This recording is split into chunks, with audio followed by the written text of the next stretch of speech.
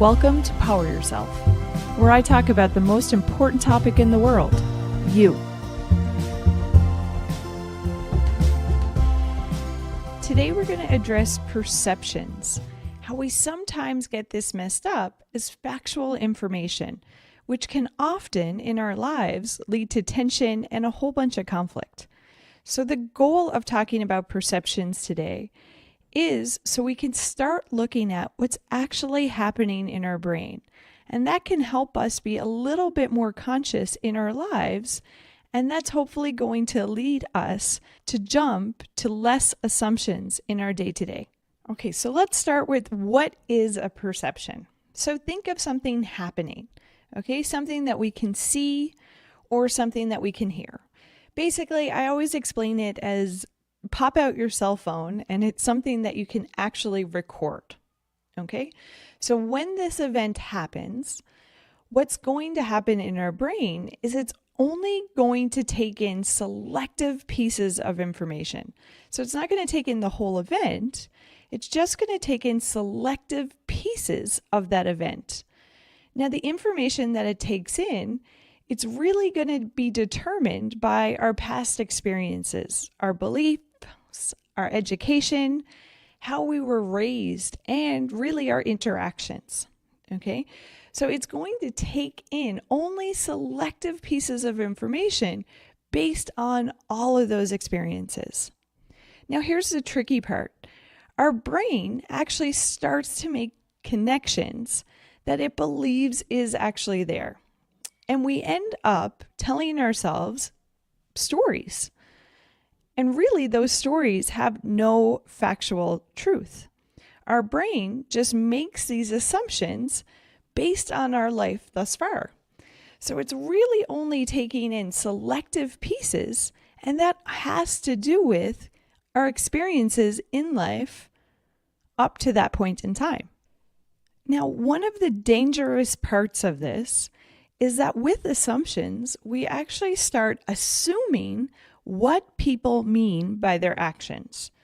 Okay, so we feel we kind of have it all figured out, and without even talking to another person, we get the truth. Okay, this is what we think.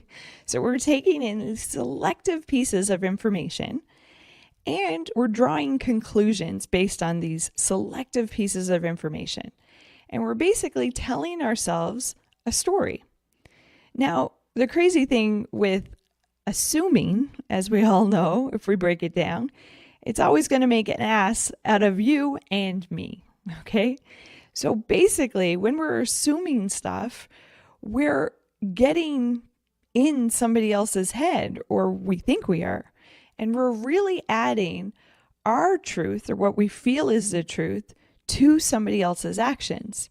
Now that's really hard because in reality, we have no idea what was intended unless we actually ask and have a conversation. But the thing with perceptions is we feel that we know the story.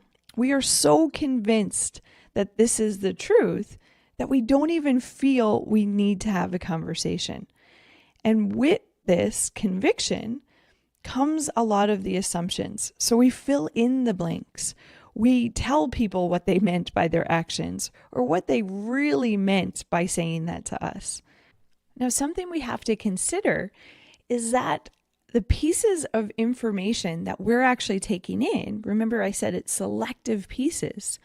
So you look up the term cognitive bias, and basically what that's saying is we take in selected pieces of information that confirm what we already believe. Okay, so our brain always likes us to be right. So it's trying to confirm those assumptions that we've had in the past. So it's only going to start to really focus our attention on things that confirm that we're right and that the judgment we made maybe in the previous time is confirmed by this event that happened. So the cognitive bias, it means we're only taking in, or we tend to lean towards taking in, only information that's going to confirm that we're right. So really looking for information that proves that our assumptions are correct. Now, another important piece is after we have told ourselves this story, we actually begin to attach emotion to it. We attach emotion to the story that we're telling, and we actually start to have an emotional response to it. So based on no factual evidence and just what we have thought to be the truth, we tell ourselves that story and we start to have emotions on it. So how do we feel about what we just assumed the behavior of somebody else was, or what their words, that underlining meaning, actually meant? So the dangerous part here is if we really evoke our emotions and we really attach them to the point that it actually becomes overwhelming. The rational side of our brain, it actually doesn't work anymore. Okay, so reasoning and asking questions, that's really not going to be an option. So that's basically an immediate, overwhelming emotional response. So I first came across this when I read a book by, it was Daniel Goleman, and that book was called Emotional Intelligence. Now, side note, absolutely amazing topic and definitely will be addressed in the future. But for right now, let's just focus on the fight or flight response. Okay, so it's when we react immediately. Something reminds us maybe of the past, a danger, we might be in harm's way, or maybe a wrong that we felt in the past. Now, when we feel this, we actually jump into action. Okay.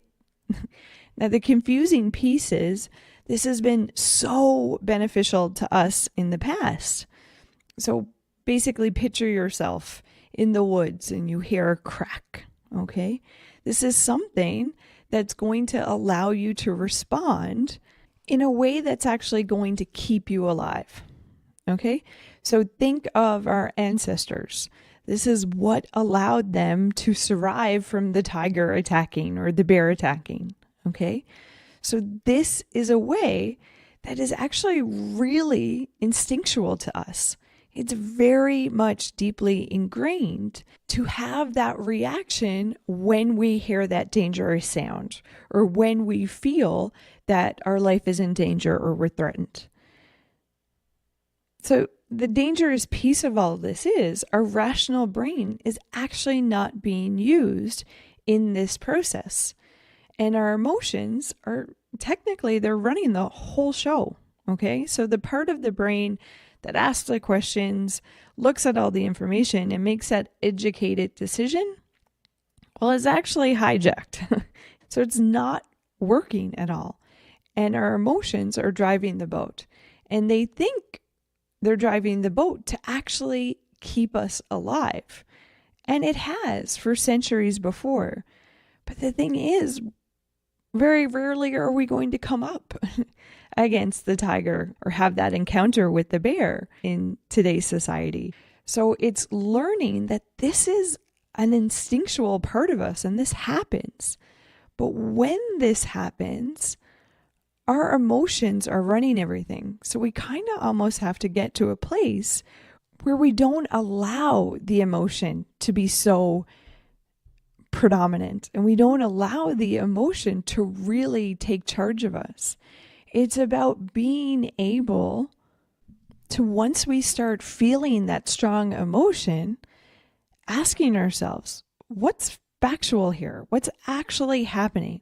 What tangible things can I look around and assess the situation, as opposed to really living and feeling that emotion to a point where our brains actually are not working to their full capacity, okay? And our emotions are not running the show.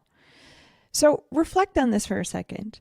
Think about, have you ever jumped to conclusions, blown up, maybe overreacted to something that later on, actually, after you've had time to cool down and really think about it, you realize, wait a second, I think I overreacted there. Or I think I might have actually been wrong. Okay. So these are usually the times that we're embarrassed of our actions and possibly start to feel a lot of regret about how we acted. And then once we start to really take in all of the information and reflect on the situation, we realize that we drew conclusions that potentially weren't there. We connected dots that maybe had actually no connection at all. We just told ourselves a story and we really reacted to it. We jumped to a conclusion, we jumped to that story, and we believed it with such conviction that we had that emotional response. And like I said, once that emotional response was felt on such an overwhelming level, our full potential of our brain, it just doesn't work anymore. And we react more in that animal instinct. So as opposed to the evolved human beings that we are, we still can potentially act on that animal instinct. So everybody can relate to this. Everybody can just think of a situation that maybe you didn't react so well and you jumped to that conclusion. You told yourself that story and you really had that physical and emotional response because you really believed that that was true. Okay? The story that you told yourself was so convincing to you that you assumed it was right, jumped to the reaction, and probably reacted poorly. Think about text messages or emails. This is usually some of the prime experiences that we start to assume a lot, is we start to add meaning to people's words that we feel they actually meant. Okay, now the dangerous thing is that we continuously do this and we almost believe our own story more so than the factual event that's actually happened. So we're not looking at what happened anymore. We just tell ourselves that story and it becomes so convincing to us that that is now our reality. We believe, I should say, that that is now the reality. So think about when that happens. You have two people walking away with that different understanding or different belief of what just happened. They both believe that their side of the story is correct. So this is where we get that miscommunication, where we get that conflict or tension, because we take in these life events or we take in these interactions, or sometimes we're not realizing that our brain is actually telling us sometimes a story to fill in the gaps. So we have to start to take that step back and realize what's factual and what's actually the story. So the goal becomes, how do we actually take in this information and react on that more conscious level? So that way we're showing up and having much more idealized interactions, ones that really build relationships instead of deteriorate them and cause confusion, allowing us technically to be in charge of our actions or take charge of our actions instead of being controlled by them.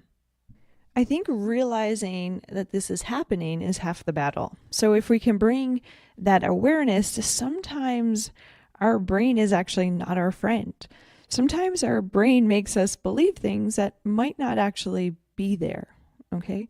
The more we can be aware of this, the more we can start to really look at those factual events and ask ourselves, what am I missing here? Or have I maybe drawn a conclusion that might not actually be there? What's somebody else's perception of this? Maybe somebody else who's not so close to the situation. So then we start to question and ask people, and we go in with that curiosity as opposed to that opinionated view, that one set way of the way how things have to be. Instead of that, we go in more curious and we start to second guess ourselves and ask more questions of, hey, what's another interpretation of this?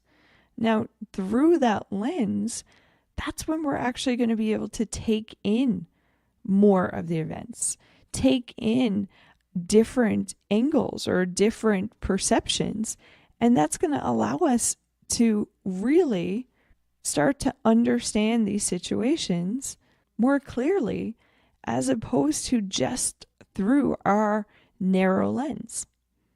Now, with this wider lens, this, variety of perceptions, somewhere in there we get closer to the truth as opposed to just what we thought it was or how that event has actually played out in the past for us.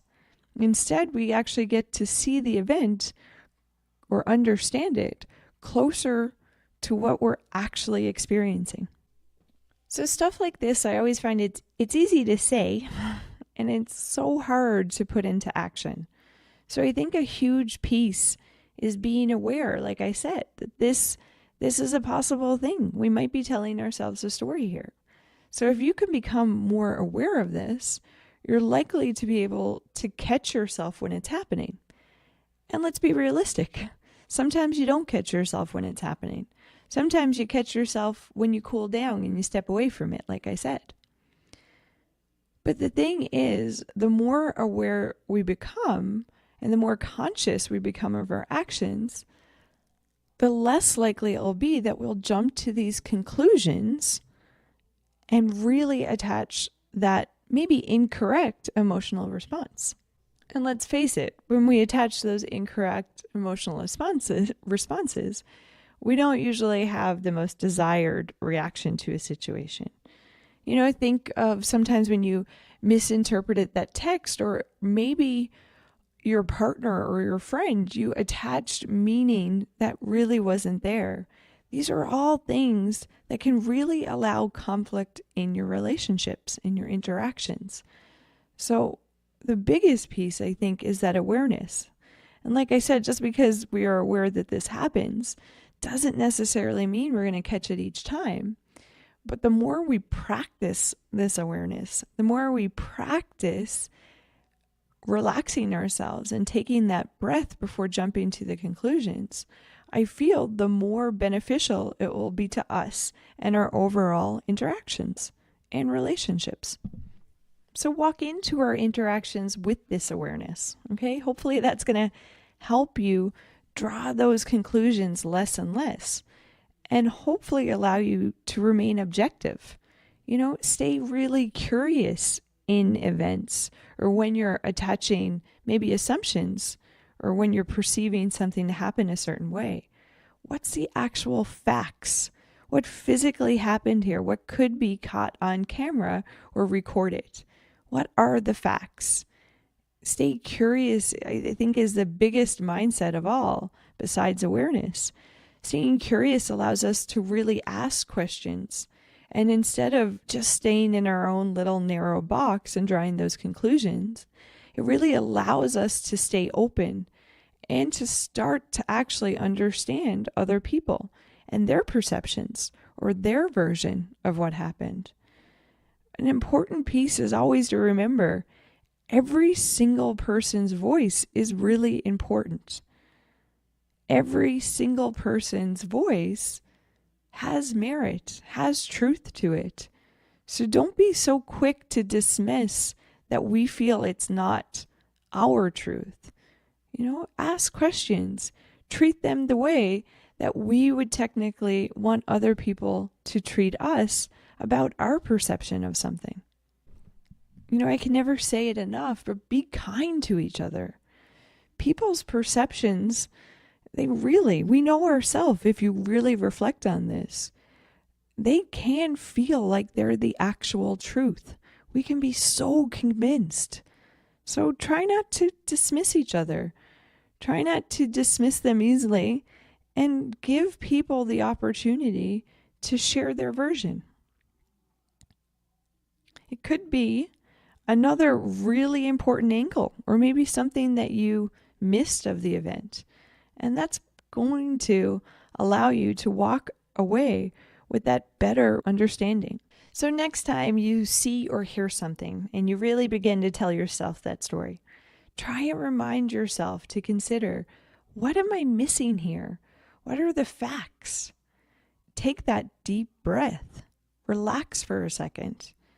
Remember, our whole brain to function. If we look behind, there's not usually going to be that tiger chasing us or the bear running after us. So don't be so quick to think that you have to react right away. Or don't be so quick to think that your version is actually the only version that exists. The more open we stay, the more information we'll actually collectively get, and allowing us to act more consciously instead of reactionary. And I think that's a benefit for everybody. It allows us to act and interact more genuinely with each other. So stay open. When we react badly, don't brush it off so easy. Look at maybe what conclusions you drew or what perception you took of what happened. What assumptions did you draw? Maybe what emotions did you start to attach? The more you can start to reflect on that and give space to that, like I said, the more conscious we become and the more genuine we interact with each other, realizing that everybody's version has value. It's about understanding it. So that's a wrap on another episode. Your time, guys, and support is always so appreciated. Spending time investing in yourself is such a gift to you and to every single person around you. Life can be so hard sometimes, and the more we can collectively share what works for us as individuals and have conversations to really promote more awareness, the more I feel people are going to be able to find their own recipe of happiness for what fits for them. And that, in the end, wouldn't it support a more positive society? So guys, go and choose to have yourself an absolutely fantastic day. And always remember, it's up to you to power yourself.